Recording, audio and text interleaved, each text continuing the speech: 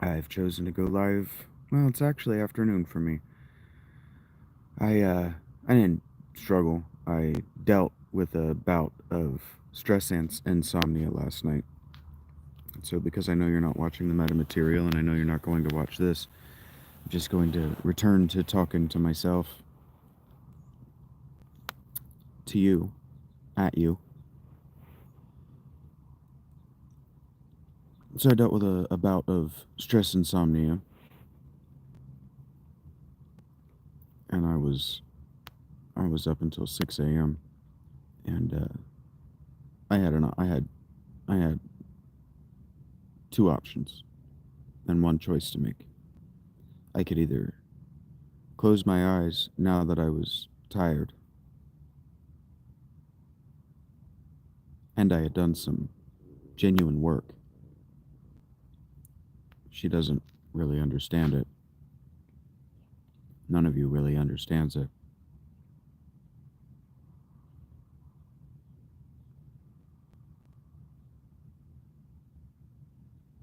You don't listen well enough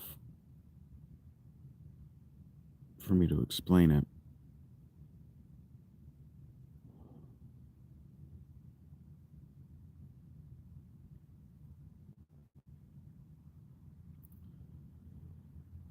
But I was awake, unusually, at 3 a.m.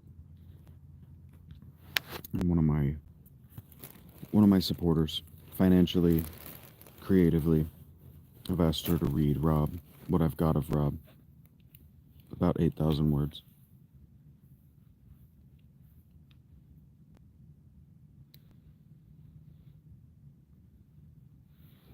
Text me out of the blue to talk about how upset she is that Neil Gaiman is the kind of person that he is. And I, being me, became psychoanalytical. And I said, okay, well, and not just psychoanalytical, but metacontextually psychoanalytical. And I said, okay, well, have reread his work.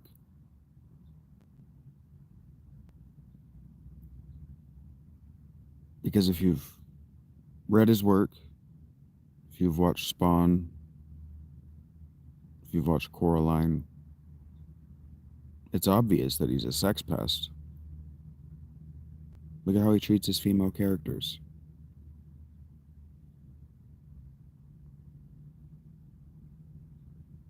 And she goes, well, it's.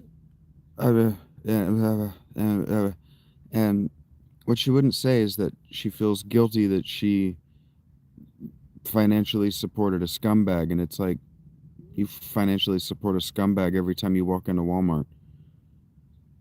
And I'm not even talking about the Waltons. I'm talking about the person that you hand your money to at the register might be a scumbag. You don't know what they're doing with that money.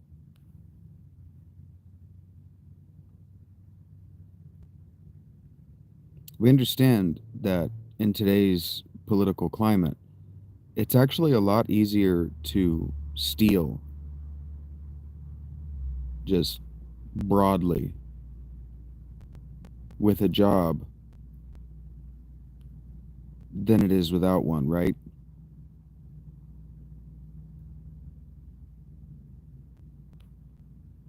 We understand that it's easier to afford and abuse mind altering substances that are also personality altering with a job than without them. We understand that it's easier to afford the kinds of things that create a power imbalance in a relationship that can lead to serious domestic abuse with a job than without them, right?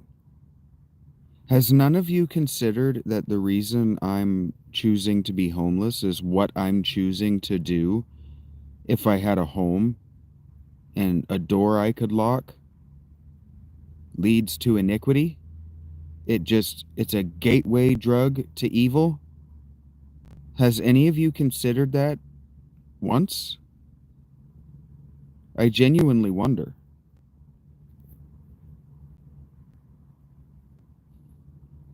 And so no, I've clipped that off because that was a perfect 5-minute intro.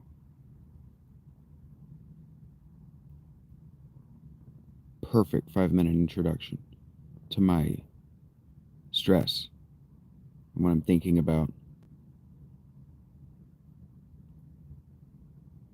And because I'm always beginning at first impressions, because I'm right when I say that my 79, 78 now aren't watching my work. They're not watching it live, and they're not watching it concurrent with my life.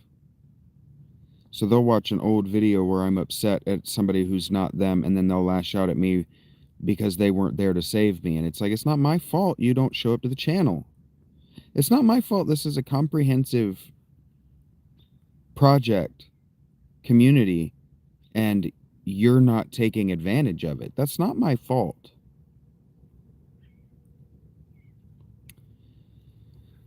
And so anyway, she pays me, and what she doesn't understand is that when she pays me, because it's the way it works, the way the pattern works, is every Sunday afternoon, I text her that I hope her day's going well. And then and now you might tell me that I'm taking advantage of her because I know that she's a college-educated white woman and a bleeding heart liberal from Asheville, North Carolina.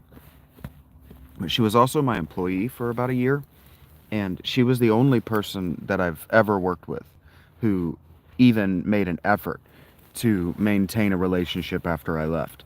Because what you have to understand is that I keep talking to you about leadership and leadership and leadership and leadership positions and leadership, my leadership experience.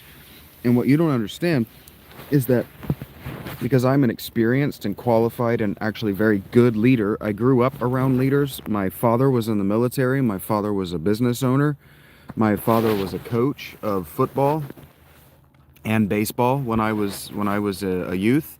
I grew up around leadership. But my father and I also used to talk coaching. We used to actually, my father and I've allowed him to make an effort to reconnect with me as an adult and something more approaching a peer than a 9-year-old boy, because we've just never been able to cross that boundary. And in large part, my homelessness is to prove to my father that I'm not a 9-year-old boy anymore. To prove to all of you that I'm not a 9-year-old boy. All of you are stunted emotionally and developmentally at 9 years old. All of you. That's why the men who go off to the military, the young boys, really, who go off to the military, get so fucked up, is because they're going out there with the mentalities of 9-year-olds still playing guns in the backyard. They have no idea what's coming for them. Even with all of the war games that are played, the war games are designed to desensitize you to the PTSD. Ooh, I didn't mean to turn the heat on. To desensitize you to the PTSD of the actual war fighting, but what they do is they make it feel like it's safer than it really is, than a live fire combat zone is. And look, I can speak knowingly because my dad came back hurt. My dad came back seriously psychically wounded because he was too young for military service. And so what she doesn't understand is that when I text her to say hello, I am genuinely not texting her to ask for money. I am genuinely texting her to say hello. But because she gives me money, the conversation always comes up. Well, how's your money? How's your money? And I'm always telling her that I don't need money. I'm always telling her I don't actually need the money. Because if you approach me, like if that person that popped in for a second had taken the time to listen, I always will tell you, well, I don't actually need the money. And so when I talk about I need the money, I need the money, I need the money, I need the money, I'm doing that to build urgency, because a lot of people, you don't understand, you just don't understand sales. If it doesn't seem urgent, no one's going to buy. And so what I always do, especially for repeat customers,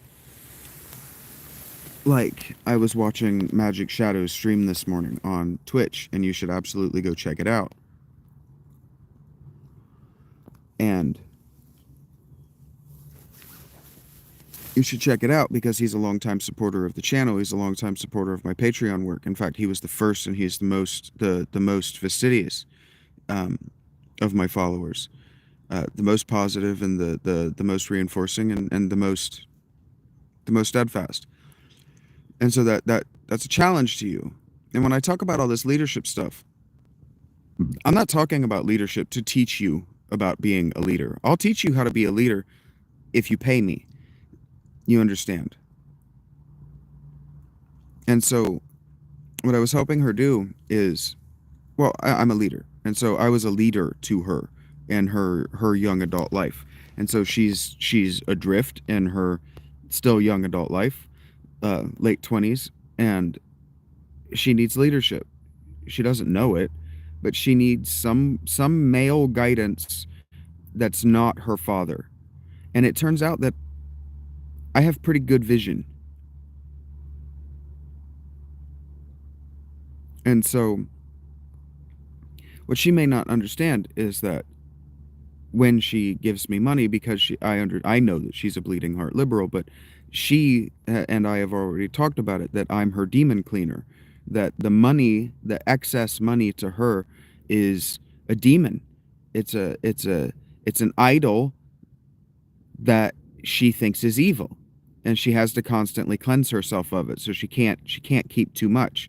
But she's also terrified right now to spend money in the ways that she liked to spend money, on the things that she liked to spend money on, because they're all sex pests. And so what I'm going to do when there's a pattern and you're explaining to me that the pattern of your life, I'm going to say, okay, well, do you like the pattern? And she goes, well, no. And I said, okay, well, does following the pattern benefit you in any way? And she goes, well, no. And I'm like, okay, well, stop. You know the thing that's hurting you. You know the thing that's draining you of your joy. You know the thing that's become a demon to you. Stop. It should be that simple for you guys. You always tell me, oh, the cigarettes. Oh, that's why I sat up. And my brain clicked and I couldn't think. Anyway, you guys tell me that the cigarettes and the weed are for me a demon. That they're an idol that has become obsessed, and that over which I have become obsessed, and which drains me of my life and my productive energy and my soul. I'm not challenging that, because I've put a pause to Rob to work on generating $20 this week so I can make sure I cover cigarettes. It's important to me. It should be important to you because it's important to me. But whatever. And so we were talking about what she could do about that and how she could fix it. And and she came to her own conclusions, and she being what she is, and she's allowed this. She she didn't really want to engage with my questions, because my questions are a mirror. My questions are designed to make you think deeply about yourself. And she's a university student. And so what university teaches you to do, what it teaches you first and foremost not to do, is think deeply about anything. Like, that's why I keep getting people come in and bounce out. They don't want to think deeply. They don't want to listen to a guy talk from his tent. And that's fine. I respect that. I don't want to watch the things they want to watch. The things they want to watch make me feel as empty and as isolated and as desolate of spirit as what she feels over her gods, over her idols, over her demons. And so she didn't give me money last night. That's the point I'm trying to make, is that she gives me money when she wants to, and she pays for my service when she wants to. But I'm going to let you know that it's a service that I'm offering, and then I'm doing it because you're giving me money. It's not just that she and I have relationship credit, you might say. There's no debt there. but you might say there's a credit, right? That my role in the past puts me in a position where I'm half responsible for that role into the future. But she also pays me. She tips me for the privilege of specifically my guidance. Because I'm going to, like, at one point she started to, like, back off from what we were talking about. Like, frankly, like someone who's been mistreated by men before would do. And she wasn't saying her piece. And I said, look, I'm not dismissing you, but these questions are real questions that need real answers. And so you don't have to ask them. But I'm going to tell you my perspective. And my perspective is I don't understand hero worship for these people who haven't done anything culturally relevant in 30 years. Neil Gaiman hasn't done anything culturally relevant that wasn't a children's movie for children or a book for children in 30 years, since the 90s. Why the hero worship? And then I love her. I love her to death, actually. Now, I wouldn't marry her, and I would probably not take a bullet for her. Maybe I would, because I don't want to be alive. But, like, for the romantic gesture, absolutely not. I don't understand specifically him. And then she goes, it just, his being the way he is has just left me in a place where I don't even feel like I can read Douglas Adams, and I still like Douglas Adams. And it's like, what I said is, girl, your taste in literature is dated, like 30 years old, like older than you are, which means that her literary references, her literary influences, and I don't mean the books that she reads to keep herself fresh and to keep herself interested in reading. I mean the people that got her interested in reading got interested in reading in the early 90s or the late 80s, and they just passed on the books that got them interested. And so she wasn't prepared to engage with that either. I'm like Douglas Adams is dated. And if you really look, and she's not ready for this. And I appreciate that, but she'll be at her own pace. She might be 50 years old when she figures out what I'm telling her. She might be 50 years old when she goes, "Oh my God, it's every decision that I made up until that moment that led me to that moment. And the only way that I'm going to stop walking into that same moment is to have a different response to it, is to make a different point at somewhere along that chain of causality." But I don't know what it is about you guys, but you're either not intelligent enough or you're just too afraid, too cowardly to even begin the chain of the chain of cause and effect. And see, the chain of cause and effect of your life, it really makes me think. When I was in high school, but even younger, I always oriented myself toward wanting to have conversations with my grandfathers, because I wasn't allowed to hang out with my grandfathers, because my grandfathers were from the old school, where they wanted nothing to do with the grandboys. They wanted nothing to do with grandbabies. They were still young men. They were still in their 40s when I was a boy.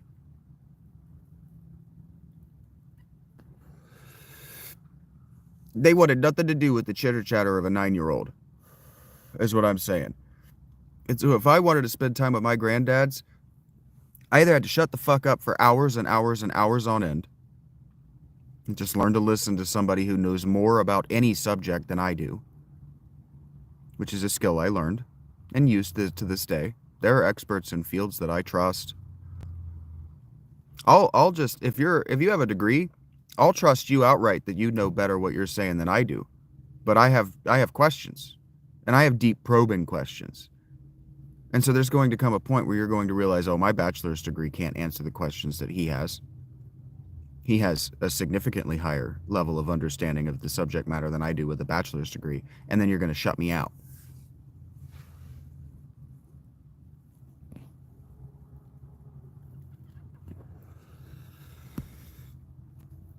That's how that goes, and there's nothing I can do about it.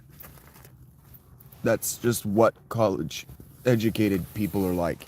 Because, see, college educated people meet one person like me.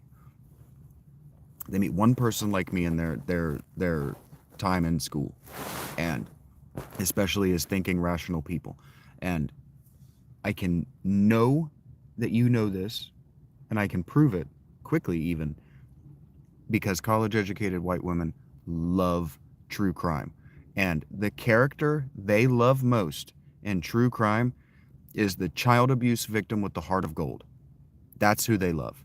They love the victim who died young, who was a child abuse victim, who was just a survivor her whole life until some scumbag took her off the earth. And they always tell that story like the scumbag actually kind of did her a mercy.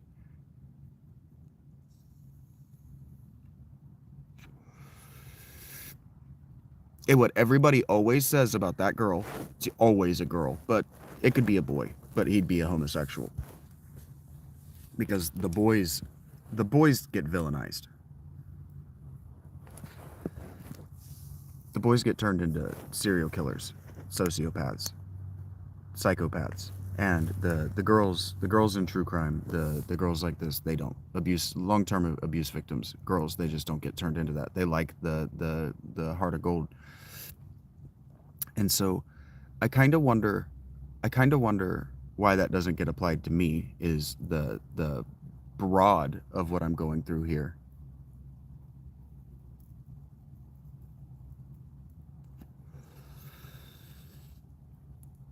But college educated white women meet one abuse victim in college. One person who's in school because the state system has liberated them from their families and from their home. And so that happened to me. The school got involved to get me out of Piketon. Wright State, and ONU, also Ohio Northern University. Also, they were going to put me through Methodist seminary. I think it's Methodist. They were going to put me through seminary, and I was good with that. I wanted to go through seminary, even as I was a devout atheist at the time, and I wanted to go through seminary because what the fuck does an atheist know? How can an atheist argue with an expert? Really, knowingly argue with an expert without knowing what their secret mystery school is like? How can you ascend? How can you argue without ascension? Seriously, I want to know.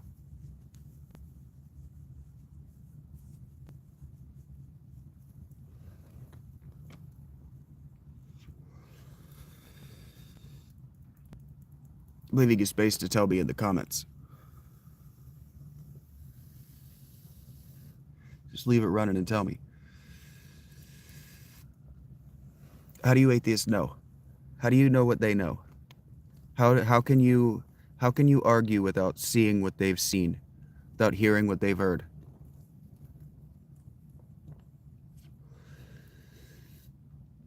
You get the argument for the public.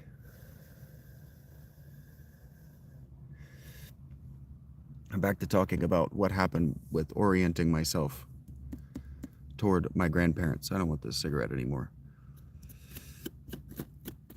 That was a waste. I shouldn't have done that. I'm sitting over here worried about my resources, and then I tried to be a cool guy, and my hands are cold. Also, I don't like that brand. I really need to burn up that brand. And instead of, because it's been so cold and I'm really supposed to be getting ready with,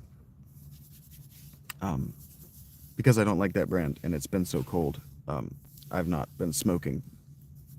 I've not been smoking them. I've been smoking my vape, and my vape is $6 for 2 cartridges because they don't last very long, and they're not very good. They're not very flavorful. They get the job done. They give me the throat burn I want. That's really what it's about. It's about the throat fill is what it's called in the lingo. But the other skill that I had to get if I wanted to talk to my my granddads, if I wanted to hang out with my granddads, and I wanted to hang out with my granddads. I wanted to spend time with my granddads. I wanted to impress and make my granddads proud. I don't know how little boys lost that. I don't know. Now, my mother really pushed it with my maternal grandfather. And so I don't know what that's about. I don't know why the hero worship of the father was always supposed to transfer to the child. You're always supposed to you were always supposed to teach your child to revere your grandparents, because you do. You honor your father and mother by teaching your children, your offspring, to honor their grandspring, to worship them. In fact, we worshiped them because it was rare that they survived to know the children. It was rare they survived to be involved in the children's lives. So I know what happened. I know what happened.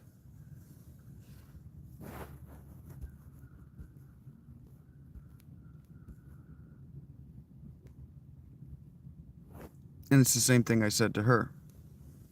And it's the same question that I have for you guys. I'm frowning because I'm thinking. I'm concentrating, and also this is a delicate subject matter, and also I know I'm about to talk about things I don't understand well. But I know what happened. See, it's what you know, it's what I said yesterday or the day before, whenever it was. I keep waiting on somebody to get mad at me and say something. Say something. Fight back. Fight for what you believe. If you believe so strongly that I'm wrong, fight me. And so anyway, I said that it used to be the norm.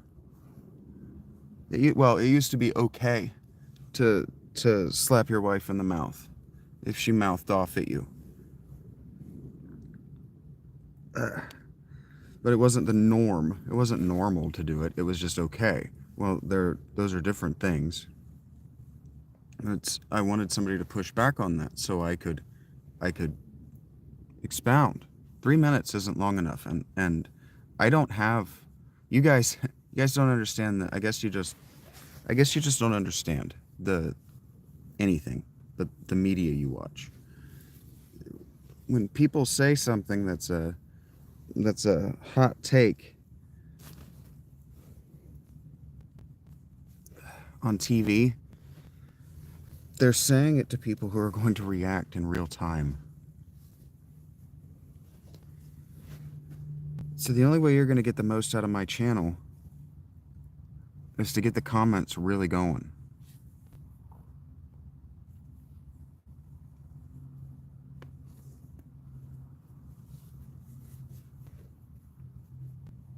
So anyway,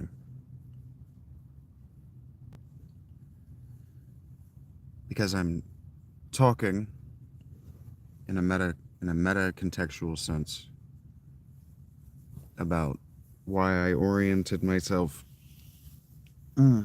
toward being able to have conversations with my grandfathers. But if you remember, the reason we're talking about that at all is because of my friend's response, my supporters' response to probing questions.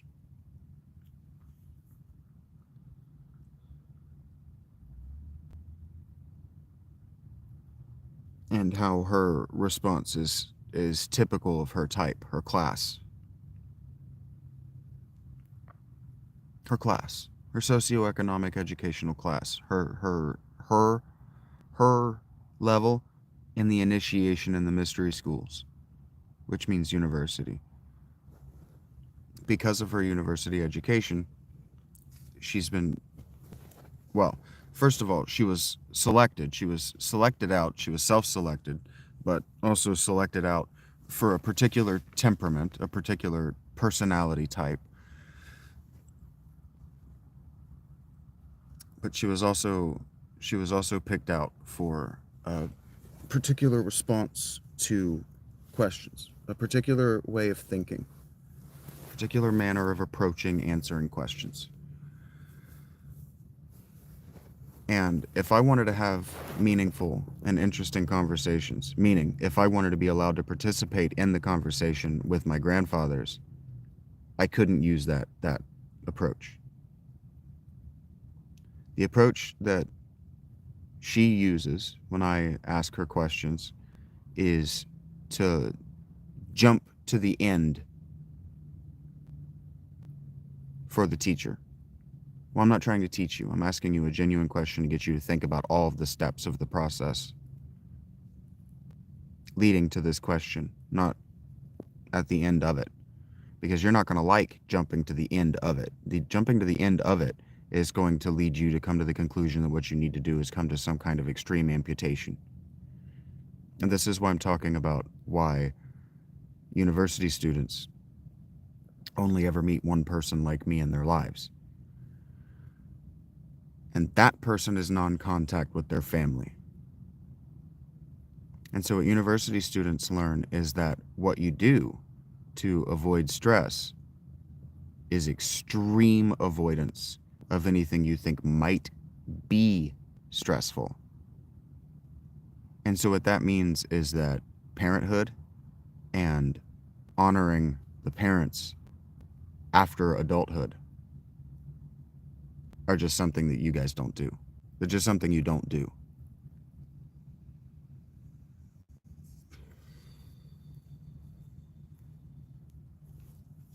Like my father watches this stuff. And I'm honest. Because I'm Phil Alitea. And Phil Alitea speaks the truth. Because Phil Alitea is a lover of truth. And so I speak the truth. And my father, both of my parents, but my father especially, was too young and too damaged to have a child. And the manner that he wanted to raise a child. He wanted to be a super dad. He wanted to make someone proud of him for having a super child. And so he and I ultimately had our real falling out that I don't even know if he knows. When I was trying to explain to him that I'm not his super child. I don't have the body type to be a stand-up defensive end or an off-ball linebacker, a 3-4 pass rushing D end or a linebacker. I just don't have that. That's just not who I am. I can't be a tight end. Look, yeah, okay, fine. I'm 6'2" in high school, but I'm also whip thin. I'm never going to have a 40-inch waist like a professional tight end. I'm just never going to develop that. I'm a 32 right now. I'm probably, actually, my 32s slide right off of me. I'm probably closer to a 30 right now. Like my natural body type, if I didn't have this pelvic and hip injury, like a 34 means that I'm thick in the hips and the waist. That's thick for me. 34 inches is thick for me, and that's a D back. I'm just never going to be that thin. And so, yeah, like one of the things that I can understand about other people, and I don't understand why they haven't found me, is the impulse to be Christ. And I really don't understand why nobody has accused me of a Messiah complex. I'm trying to get ready. I really am trying to get ready while I do this. I'm also trying to be respectful and give you eye contact.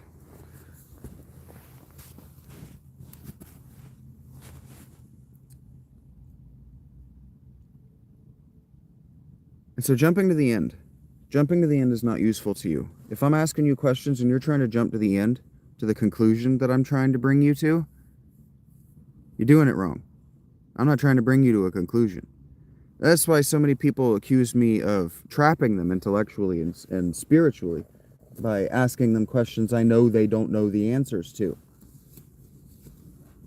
It's like, yes, if trying to get you to acknowledge for yourself that there are gaps in your understanding of what you're saying and that you're posturing yourself to me as an expert in with no mystery school initiation, no university degree that's higher than a bachelor's, even a master's. You got to do better. You got to do better. I read the meta material I read is PhD level. You got to do better if you're trying to impress me, because I'm not trying to impress you. I'm trying to impress upon you the importance of many things all at once.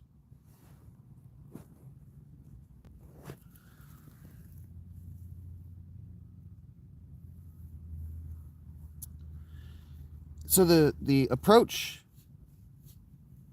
that I had to learn to take in order to hang out as a 9-year-old boy with these men approaching, if not eclipsing, 50 years old, because remember, that was my goal.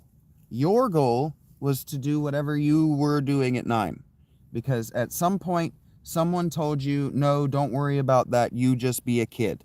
Well, nobody ever told me that. You understand?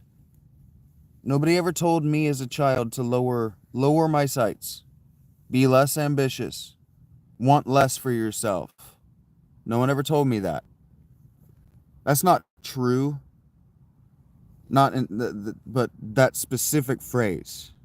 No one ever told me that specific phrase in the way that I see parents tell their children. Want less. Want less of my attention. Want less for yourself. Aim lower. Anyway, I aimed myself because no one told me what to aim at. I aimed myself, and this is why I talk withholding and then I just stop, because I realize, oh, I'm wrong. It's not that I'm wrong, I'm right, but I'm wrong to talk about this because you're not there.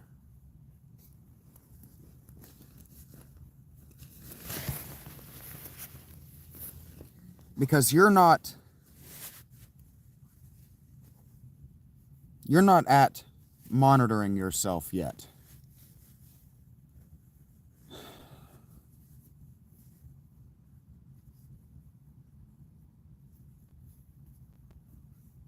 No one has taught you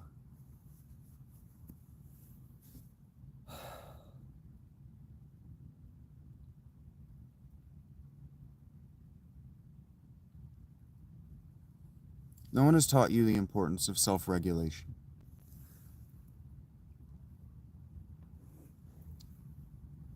And so what I just did right there is I took a moment to allow you to watch me self-regulate.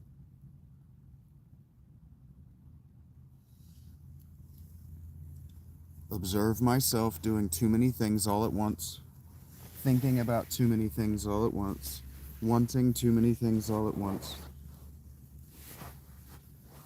And then I started to throw myself into a panic and get tangled up in this jacket, which was just going to agitate me, which was going to make it impossible for me to speak cogently about this very important piece that I am approaching.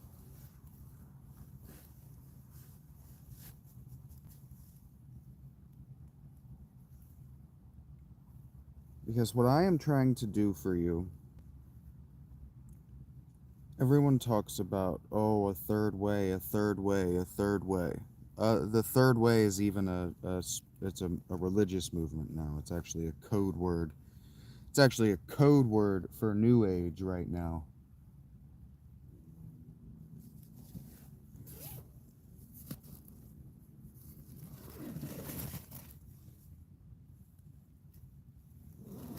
But when you ask them what it is, they won't tell you.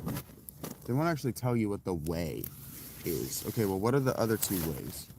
What are the first and what are the second way? And then, okay, so how is your way meaningfully a combination or meaningfully different? How is it meaningfully divergent?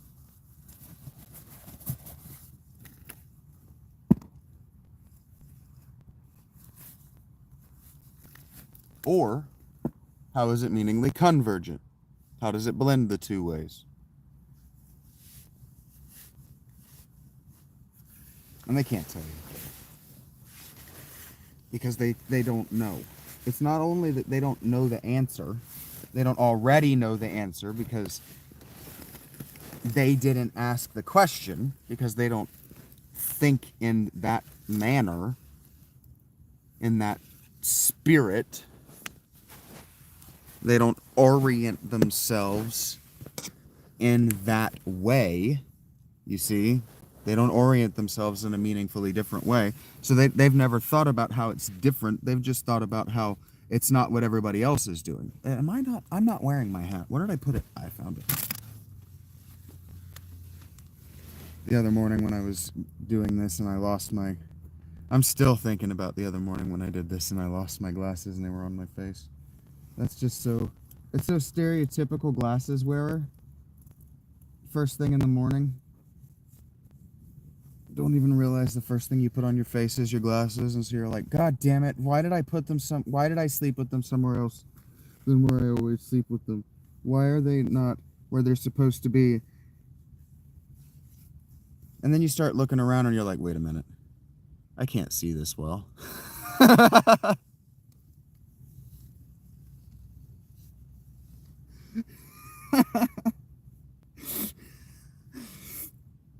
So now, since then, I've actually put myself in a routine of I've started to develop I am wearing differently colored socks.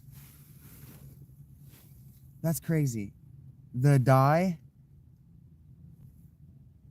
the dye in the socks that I get from Dollar General, it faded in my left sock more blue than the one on my right.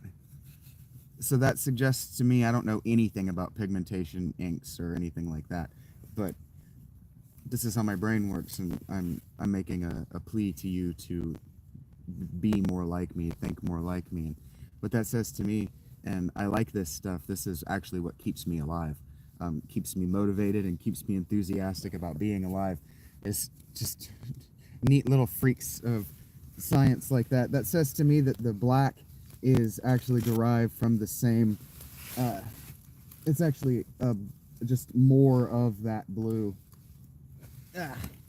So it just faded in that one spot in that one specific way. That's so neat. Okay. And so anyway, the way you have to, if you're a 9-year-old boy and you want to hang out with men who are approaching or eclipsing 50, the way you have to think and you have to approach them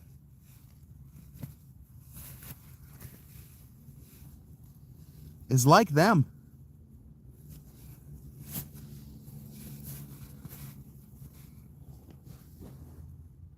You have to think like them. And so, as the conversation is progressing and as they're speaking, or as the thing you're watching is evolving out, you have to think like them. And maybe like them in novel ways. Because if you say something that is amusing or interesting or novel, unusual, clever, funny, witty, poignant, appropriate to the moment, all of these things, if you can contribute in a way that they would have contributed, but they didn't contribute, you can allow them to see themselves through you. And then that familial connection deepens. Because they get to see what they're leaving. Because when a child starts acting like you, talking like you, thinking like you, walking like you, acting like you, it's impossible to not notice that that child is yours in some way.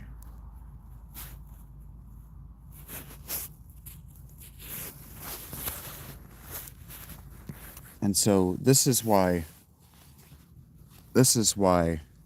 our species invented adoption.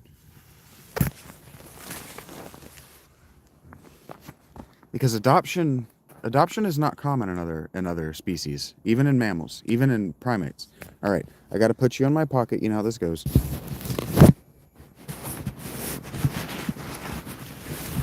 Adoption is not common in primates, and it's not common in humans outside tribal groups. What doesn't tend to happen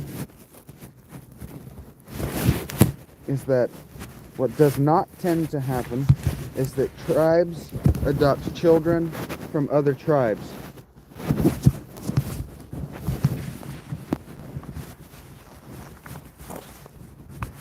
Because we didn't, it used to be formerly that we didn't live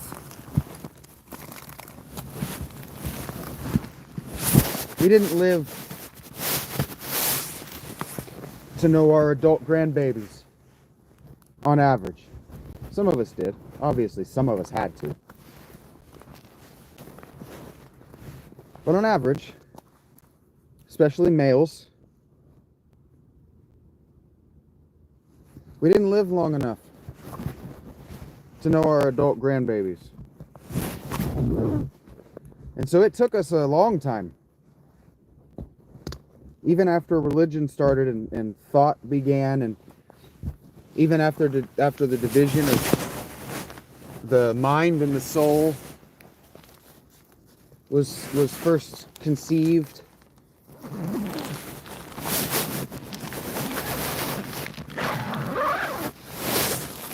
And then the third way of understanding was developed,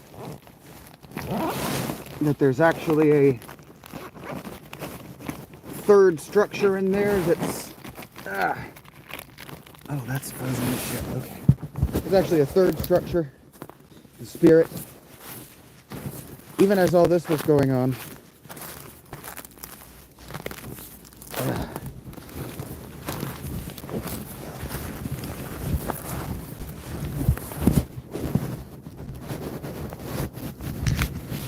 even as animal husbandry and what's that word?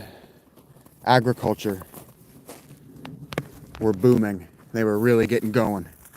And our ancestors were really, really not beginning to understand, really coming to deep, fundamental, foundational understandings about the way genetics work in the practiced world. So much so that they were able to genetically design plants and animals and human beings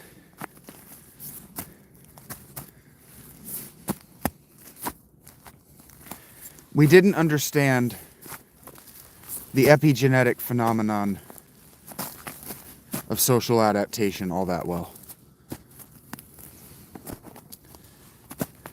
Because we didn't have enough old people. We didn't have enough grandparents that got to have the realization that I'm talking to you right now. That, oh, that's me. But it's not me. It's me if I had developed in an entirely different environment and had entirely different parents. That's me.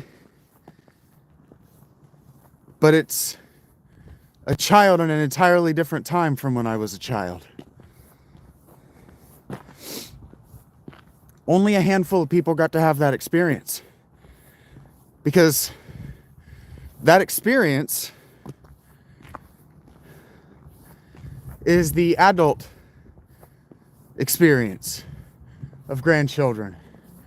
It's what you get. It's what grandparents get when you graduate college and they're college graduates. They get to go, we have had now officially on paper the same experiences. This is why cult was designed. That's the exact structure of the Greek demos. That's exactly how their democracy was set up.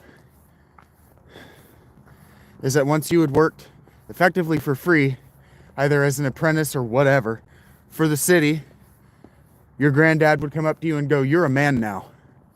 Because you and I have gone through the same tedious bullshit. And it's official. We're going to put it on paper." That is at least 2,600 years old. That tradition.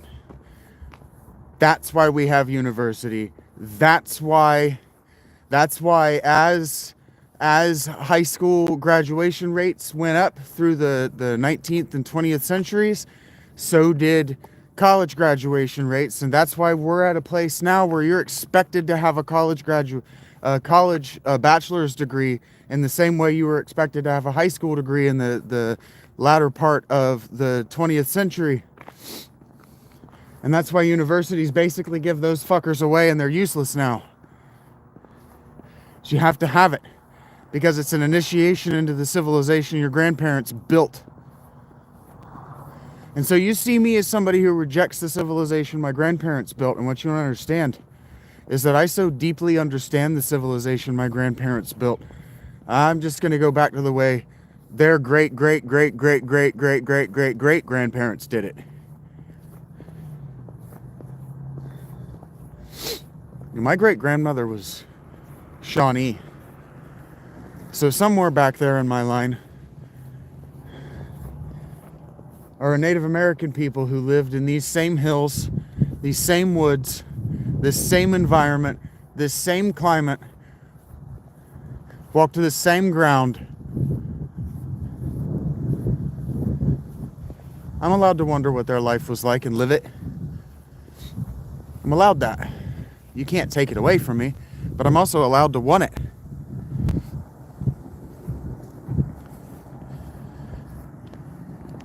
But that comes from wanting to know what my granddad was like. That was from wanting to be involved in what my granddad. Okay, well, what about my great-granddad? What about my great-great-great-granddad? Well, all of them they're all imaginary. Because effectively, my grandfathers were orphans. Effectively. My maternal grandfather was an orphan. His parents, according to the family legend, just up and left one day. Poof. Disappeared. With like 13 kids or whatever. Because that was fucking normal back in the day. Unless you were French. If you were French, you were expected not to do that. You were expected to have one and pamper it. Because the French had an overpopulation problem. One halves the population in a generation. If everybody only has one child, halves the population in a generation. Especially in the pre-modern world, when we're talking about people didn't live to see the next generation be adults very often. And so what I would tell you is if you're trying to approach me and you're trying to approach my work and you want to understand my work, the best way to do it is the way I'm telling you right now. Try to think like me. It's weird to me. And that's what I wanted to talk about as I approached Panera. I got maybe 5 minutes on my walk. And that's what's weird to me the most about the way I'm treated online is it's like, maybe you guys just don't listen to creatives talk, but creatives always talk about the beauty of the end product of art that is created under extreme creative limitation. Extreme creative limitations. So if you listen to Beyonce talk about her country album, which I fucking despise, but if you listen to her talk about it, she talks about how country was for her creative. It was a set of creative limitations, of artistic limitations. There were things in country that you just can't do that you can do in hip hop and R&B and whatever else she's involved in. Whatever, pop music. There are things you just can't do. Well, she does all of them. She didn't allow herself to be limited at all because she's Beyonce and those creative limitations were limiting. And she doesn't want to be limited, right? And so what she convinced herself is that she was using a different set of creative tools to get the same end product done. And so that's actually how the Lombard people were, well, the queens of the Lombard people were able to convince their peasants that no, stone architecture is just as good as wood architecture. And no, all of these patterns, see, they're the same patterns woven into the stone that we weave into our wicker, etc. Our fabrics. Same thing. And so it's weird to me that I don't get more kudos for doing this at all. It's weird to me that you guys don't consider the creative limitations that I am under. It's very strange to me. I know what it is, and so I'm going to talk to you about that as I approach this Panera. I got maybe 2 minutes. It's that you don't understand how expensive art is. You think that what people like me are doing, you think you're podcasters and you think these YouTubers, like you think Neebs Gaming and stuff, you think that they because they're at a place now where everything they work with is free, like Neebs Gaming gets all their Zydax computers for free, right? You think that like Metallica, because they're at a position now where they get all their guitars for free, that at the beginning they got all their guitars for free, that they've always been rich. And it's like, no. Like Megadeth, famously, Dave Mustaine, the only way he was able to ever have a guitar in the first place was because he stole it.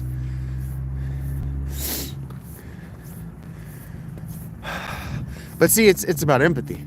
It's really about, you guys just don't actually know how to empathize. See, empathize is putting yourself in another person's shoes and feeling their emotions and imagining how they would behave in their life. But you can't do that for me because you can't actually go through the cause-effect chain, because you don't know how I became homeless.